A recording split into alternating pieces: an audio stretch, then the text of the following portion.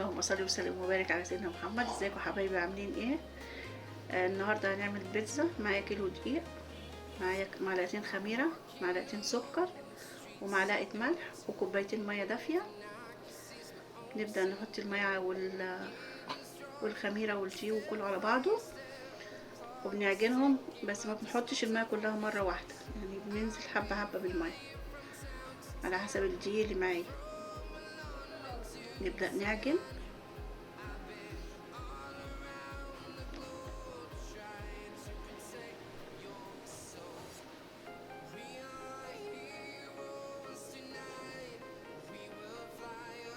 بعجنهم قوي. اهي اتعجنت معايا لحد ما يبدأ البولة تنضف معايا من الدقيق، وابدأ احط عليها حبة زيت عشان ما تلزقش، واحط عليها كيس بلاستيك واسيبها مدة تلت ساعة تخمر في مكان دافي ومغطيها بفوطة.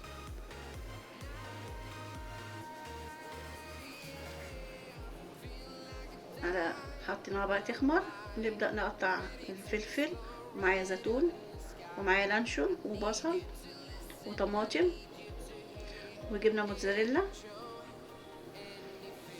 خمرت معايا، هبدأ اقطعها.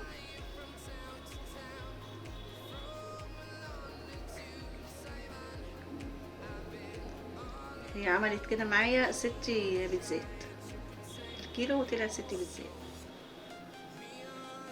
هبدأ افردها.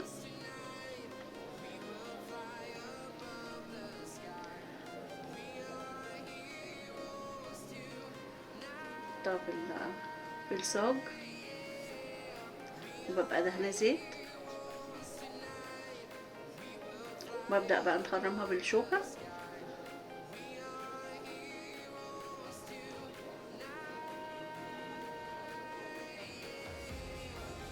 بعد كده بنحط عليها كاتشب، بدهنها كاتشب،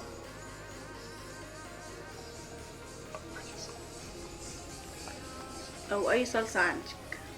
انا هنا مستعملة كاتشب.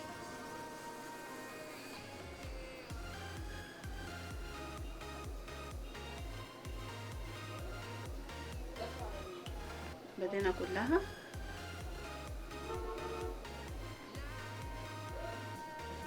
ببدأ احط الحشو، البصل والطماطم، وقبل ما بشتغل ببقى مشغلة الفرن يبقى سخن معايا.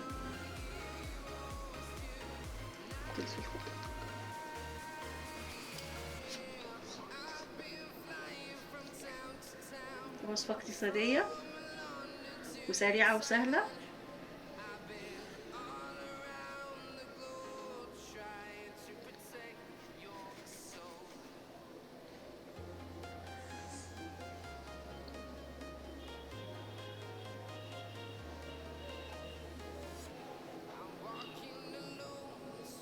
بتتعمل في البيت بكل سهولة وموفرة جدا،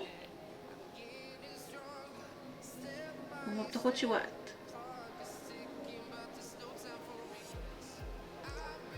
دخلنا على الفرن، بتاخد ربع ساعة في الفرن. وده شكلها بعد ما طلعت من الفرن، وبألف هنا.